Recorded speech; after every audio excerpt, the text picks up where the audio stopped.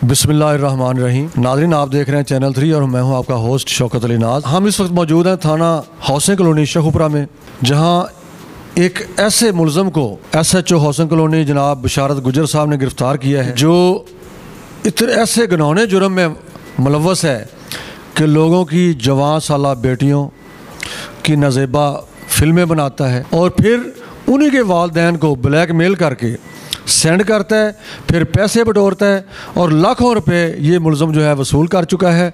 और ज़िला शेखुपुरा के जो हमारे पुलिस अफसरान हैं, उनमें एक ऐसा नाम बिशारत अली गुजर, जो हमेशा लगन के साथ आवाम की खिदमत में मसरूफ़ है। आइए जानते हैं उन्हीं की ज़बानी ये किस तरह सीन जो है ड्राप होता है। अस्सलाम वालेकुम जी। वालेकुम सलाम। ये चोरी बिशारत साहब, ये बताएं कि ये जो आपने हाशिम सुल्तान को गिरफ़्तार किया है, जो बच्चियों की नाज़ेबा वीडियोज़ बना के फ़ोटोज़ बना के उनके वालिदैन को ना सिर्फ ब्लैकमेल करता था बल्कि उनसे रकमें भी बटोरता था, इसको किस तरह आपने गिरफ़्तार किया? कितने टारगेट में आपने इसको अचीव किया, गिरफ़्तार किया? जी, ये एक्चुअली इधर हमारे पास जो है वो एप्लीकेशन आई थी, मदई मुकदमा जो है उन्होंने दरख्वास्त दी थी कि इस तरह जो है उनको मोबाइल फ़ोन पर जो है वो धमकी अमेज़ जो है वो मैसेज मसूल हुए और उनको तस्वीर और वीडियो जो है उनकी जो है वो भेजी गई, उन्हीं की बच्ची की जो है, तो जो कि नाज़ेबा और गैर अखलाकी जो है वीडियो थी और जो एडिट करके जो है वो मुलज़म ने तैयार की थी। तो फिर उसमें जो है वो हमारे पास तो पहले मुलज़म का जो है वो मोबाइल नंबर ही था। हमने जो है वो पूरी अपने वसाइल बरूए कार लाते हुए, जदीद टेक्नोलॉजी का इस्तेमाल करते हुए मैंने अपनी टीम के हमरा जो है मुलज़म को ट्रेस किया और ट्रेस करने के बाद जो है इसको गिरफ़्तार किया है, जिसका नाम हाशिम सुल्तान है। और ये बात सामने आई कि ये मुलज़म जो है ये इस तरह अपना लड़कियों की जो है वो तस्वीर जो वो हासिल करके, वीडियो हासिल करके उसमें एडिशन करके जो है वो गैर अखलाकी वीडियोज़ तैयार करके और फिर उनके पेरेंट्स को जो है ब्लैकमेल करके जो है ये भत्ता वसूल करता रहा है। इसने तकरीबन जो है मुख्तलिफ़ औक़ात में 4 लाख के करीब रुपया जो है उनसे जो है ईज़ी पैसा के ज़रिए से और मुख्तलिफ़ तरीक़ों से हासिल किया है। फिर हमने जो है मुलज़म को गिरफ़्तार करके इसके ख़िलाफ़ भत्ताखोरी और दहशतगर्दी का मुकदमा जो है दर्ज किया है और मुलज़म रिमांड पर है। इंशाल्लाह इसको पूरा जो है वो इसका चलान किया जाएगा और इसको करार वाक़ई सज़ा जो है दिलवाई जाएगी। तो सर ये बताएं कि ऐसे वाक़यात जो हैं ये नमूदार होना और ये आपने जिस तरह जदीद टेक्नोलॉजी की मदद से इसको गिरफ़्तार किया, और हम उम्मीद रखते हैं एक शहरी होने की हैसियत से कि इंशाअल्लाह ताला आप इसको कड़ी से कड़ी सज़ा ज़रूर दिलवाएंगे। और आप आवाम को क्या पैगाम देना चाहते हैं कि ये अपने बच्चों को उनके ऊपर कड़ी नज़र रखें, उनके मोबाइल फ़ोन जो हैं उनके ऊपर नज़र रखें, क्या पैगाम देंगे वालिदैन को? जी, ये मुलज़म भी जो है इसका एक्चुअली ये कम उम्री में ही जो है इसके वालिदैन जो है उनकी सेपरेशन हो गई थी, जो हमें बात जो सामने आई है। तो ये इस तरह जो है वो जो इस तरह के बच्चे होते हैं या जो इग्नोर हो जाते हैं वो फिर, या जिन पे कोई ध्यान रखने वाला नहीं होता, तो बच्चे फिर इस तरह की सरगर्मियों में जो है मुलव्वस हो जाते हैं। तो इसलिए मेरी यही अपील है तमाम शहरियों से कि अपने बच्चों के जो मोबाइल फ़ोन हैं, पहली तो बात यह है कि उनको मोबाइल जो है वो ज़रूरत के तहत दें आप, और अगर बहुत ज़रूरी है तो फिर उनका जो है वो चेक एंड बैलेंस रखें, उनको वक्तन फ़क्तन जो है वो चेक करते रहें ताकि इस तरह के वाक़यात जो है वो रूनुमा ना हों।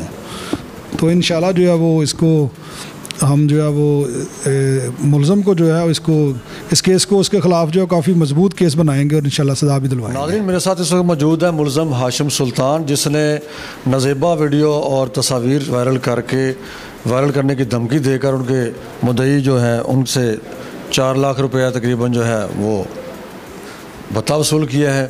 तो मुलज़म से बात करते हैं कि उन्होंने ये कब से ये धंधा जो है इसमें मुलव्वस हैं, लोगों की किस तरह ये नाज़ेबा वीडियो तैयार करते हैं, तस्वीर बनाते हैं।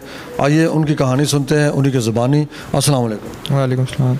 ये हाशिम, ये कब से आप ये इसमें मुलव्वस हैं ऐसी हरकतों में?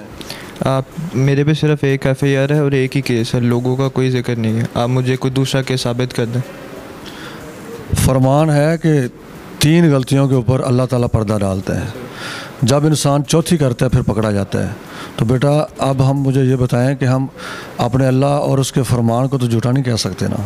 आपकी बात बिल्कुल ठीक है, लेकिन ब्लैकमेलिंग वाला ये भी केस मेरा ये ब्लैकमेलिंग और बत्ते वाला नहीं है। इसको उन्होंने गलत एक साइड पे लेके गए हैं सिर्फ एक FIR बनाने के लिए। ये आपने पैसे नहीं लिए? पैसे ज़रूर लिए, लेकिन इसके पीछे भी एक कोई ना कोई मेरी भी एक कोई वर्ड्स हैं जो कोई कहीं पे जिक्र ही नहीं कहीं पे हो रहा। क्या वर्ड्स हैं? मेरे वर्ड ये हैं कि अगर मैंने उनसे बता लिया है, बता तो मैं तकरीबन 6 महीने के रिलेशन में भी ले सकता था। जब मेरे पास कुछ सबूत आ गया मैं बता उस पर भी ले सकता था।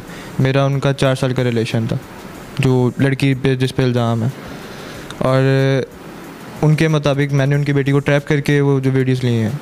तब अब मेरी एज 18 साल है, अब अभी भी चेक कर सकते हो। तब मेरी एज 14 साल थी और उस लड़की की एज 21 साल थी। अब आप मुझे खुद बता दो 21 साल की लड़की 14 साल को ट्रैप करेगी कि मैं उसको करूँगा? तो फिर पैसे आपने किस तरह उनसे लिए हैं? फिर तो वो आपसे पैसे लेते। पैसे मैंने दिए हैं, कुछ हद तक मैं यहाँ पे प्रूफ कर पाया हूँ, लेकिन मैं पूरी तरह प्रूफ नहीं कर सका क्योंकि मैंने कैश अमाउंट दी थी, और वो तब मैंने दी थी जब आपने किसको दी थी? मैं यही बताने लगा। तब मैंने 18 साल का मैं नहीं हुआ था, ना मेरा जैज़ कैश अकाउंट कोई था, ना मेरा बैंक अकाउंट बन सकता था। आपको पता होगा इस चीज़ का। मेरे पेरेंट्स की सेपरेशन बचपन में हो गया था, मैं उनके पास भी नहीं रहता हूँ। या तो होता है मम्मा के पापा के सपोर्ट पे बन जाता अकाउंट, वो भी नहीं बन सकता था। मैं लाहौर में अपना कमाता हूँ, अपना खाता हूँ, प्रॉपर्टी का और कार सेल एंड परचेज का काम करता हूँ। उनकी दादी माँ की डेथ से 2 दिन पहले मैंने उनके घर जाके पैसे दिए। वो यहाँ पे मानते थे कि मेरी दादी की डेथ से 2 दिन पहले उनके घर है। मुझे ये कहा गया था कि मतलब उनकी तबीयत ख़राब है। यहाँ पे एंड पे जाकर इन्वेस्टिगेशन में जब SHO साहब ने थोड़ा जोर दिया था तो उन्होंने ये माना था कि ये 2 दिन पहले घर आया है, वो घर पे कोई भी नहीं, सिर्फ वो लड़की थी, मिला है और चला गया, पैसे नहीं दिए। अभी तक वो ये नहीं माने। मेरा अभी भी यही है कि वो लड़की कुरान उठा दे मेरे सामने कि हाँ इसने मुझे पैसे नहीं दिए। मेरे मुताबिक जो मैंने वो कह रहे हैं जहाँ पे मैंने बता लिया है, मेरे व्हाट्सएप की चैट इधर SHO साहब के पास भी, मेरे फ़ोन में भी है। मेरे वर्ड्स ये थे, मैं ब्लैकमेल नहीं कर रहा हूँ, मुझे मेरी अमाउंट वापस चाहिए वरना ये वीडियोस वायरल कर दूंगा। ये 3 लाइन्स है मेरी, आप अभी भी पढ़ सकते हो, जिसको वो बत्ते का रूप दे रहे हैं।